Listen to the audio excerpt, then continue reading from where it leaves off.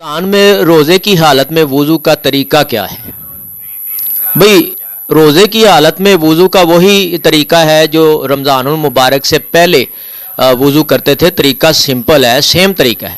بس تھوڑی سی احتیاط ہے کہ روزے میں کلی جب کرنی ہے یا ناک میں پانی چڑھانا ہے یا کلی کرنی ہے تو پھر ذرا احتیاط برتیں. پانی کم جو ہے نا وہ استعمال کریں.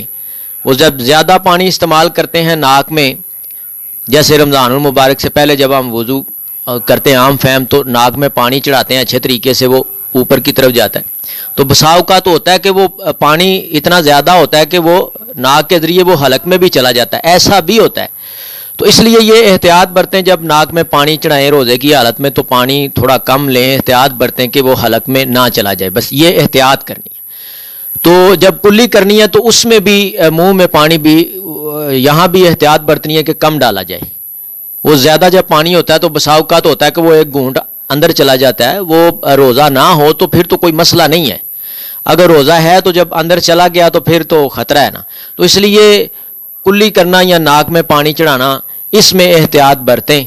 تو یہ باقی جو وضو کا طریقہ ہے روزے کی حالت میں وہی سمپل طریقہ ہے جو پہلے والا طریقہ جب آپ وضو کرتے ہیں رمضان المبارک سے پہلے نماز کے لیے، تو وہی طریقہ ہے، کوئی الگ سے طریقہ نہیں ہے. بس یہ احتیاط بتائی گئی ہے تو اس میں ذرا احتیاط برتیں. اللہ تعالیٰ عمل کرنے کی توفیق عطا فرمائے. صدق اللہ العظیم. اگر آپ کو اس ویڈیو سے دینی فائدہ ہوا ہے تو حق بنتا ہے کہ آپ اس اسلامی چینل کو لازمی سبسکرائب کر دیں، لائک کریں اور کمنٹ میں اپنے خیال کا اظہار کرنا مت بھولیں.